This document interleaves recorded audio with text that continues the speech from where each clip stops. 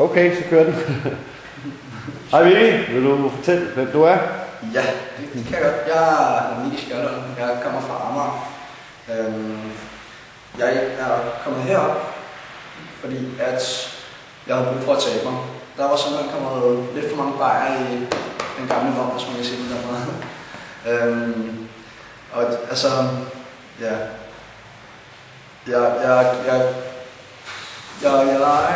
Jeg kan klippe det. Det er et spørgsmål. Jeg er 18 år.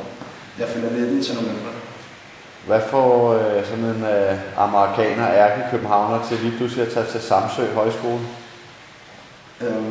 Egentlig fandt jeg højskolen mest ved tilfælde, men det har også vist sig at være en rigtig god idé, at jeg kom herop. Efter vi havde læst lidt inde på deres internetside, fandt jeg ud af, at det var lige stedet for mig. Grunden til, at jeg kom herop, det var, som de fleste nok har regnet ud, er, at jeg var overvægtig. Jeg havde et vægtproblem, og det skulle ændres på. Heroppe, der kalder man det jo livsstilskursus. Det er jo ikke en slankekur i den forstand. Hvordan har du oplevet det? Det har jeg oplevet meget i version af, at der er en rigtig god blanding af motion og mad. Det er ikke bare, hvor du kommer op og taber nogle hurtige kilo. Det er, hvor at du simpelthen får at vide, hvordan du også kan leve med det bagefter. Ja. Hvordan er nu er du halvvejs i kurset? Du har været her i 8 uger nu og mangler 7 uger. Hvordan er det gået indtil videre? Jeg synes, det bliver meget godt.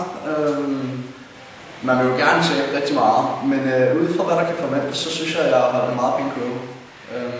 Hvor meget har du tabt? Jeg har tabt 7,5 kilo. Ja. Det er over 7,5 kilo.